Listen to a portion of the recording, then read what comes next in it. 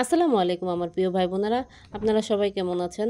আল্লাহর রহমতে আমরা ভালোই আছি। তো আজকেও আমাদের বাচ্চাগুলি শুরু করেছে, কাকি আমাদের ডিম বিরিয়ানি রান্না করে দাও, ডিম বিরিয়ানি রান্না করে দাও। তো ঘরে থাকা উপকরণ যার ঘরে যা ছিল সেটাই নিয়ে এসেছে। ডাল এনেছে, চাল এনেছে, আর যে কয়জন খেলবে ওরা 6 জন ছিল, 6টা ডিম এনেছে ঘর থেকে। এখানে আমি ডালগুলো ভেজে নিচ্ছি। তারপরে এই যে আজকের বিরিয়ানিটা অবশ্য আমি রান্না করি না, এটা আমার বড় যা রান্না করে দিচ্ছে ওদেরকে। তো বিরিয়ানির মশলাও ছিল না, ভাবির ঘরে যা ছিল সেগুলো দিয়ে ভাবি যে গরম মশলা, বিরিয়ানির মশলা বানিয়ে দিল।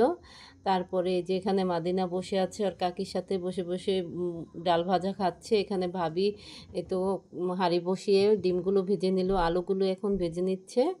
ভেজে নেওয়ার পরে সব কিছু করার পরে আলুগুলো উঠিয়ে এখন পেঁয়াজ, এখানে 1.5 কেজির মতো চাল ছিল, 1 পার মতো ডাল ছিল, আর 6টা ডিমের বিরিয়ানি রান্না করছে। তো আমার ভাবি এখানে বেরেস্তা বানিয়ে নিল। বেরেস্তা বানানোর পর এখানে মাদিনা বিরক্ত করছে, ও থাকবে না, তো বাচ্চাগুলো খেলছে, ওকে নিবে না, বসে আছে আমাদের সাথে। তো ভাবি বেরেস্তা বানিয়ে বেরেস্তাটা উঠিয়ে নিল।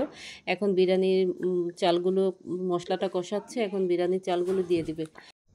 এই তো এখানে ভাবি এখন সবগুলো উপকরণ একে একে সবগুলো উপকরণ দিয়ে দিবে। তো আদা রসুন দিয়ে দিল, ধনিয়া ফাঁকি দিয়ে দিয়েছে, মশলাও দিয়ে দিয়েছে, সব কিছু একে একে দিচ্ছে।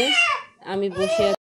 হ্যাঁ ভাই বোনেরা, তো আজকে আমি অনেক খুশি, কারণ আমার ওর মাদ্রাসার থেকে এসেছে, ওর সাথে খেলতেছে, এই জন্যে আমার ভালোই লাগতেছে। কারণ মোটামুটি দেখা যায় ওরা বাসায় থাকে না, বেশিরভাগ সময় মাদ্রাসায় কাটায়। তো আজকে ওরা বাসায় আছে, এই জন্য আমি বসে আছি। ওরা সব ভাই বোনেরা মিলে খেলাধুলা করছে, আর আমরা দুই জালে মিলে ভাবি রান্না করছে, আমি বসে আছি পাশেই।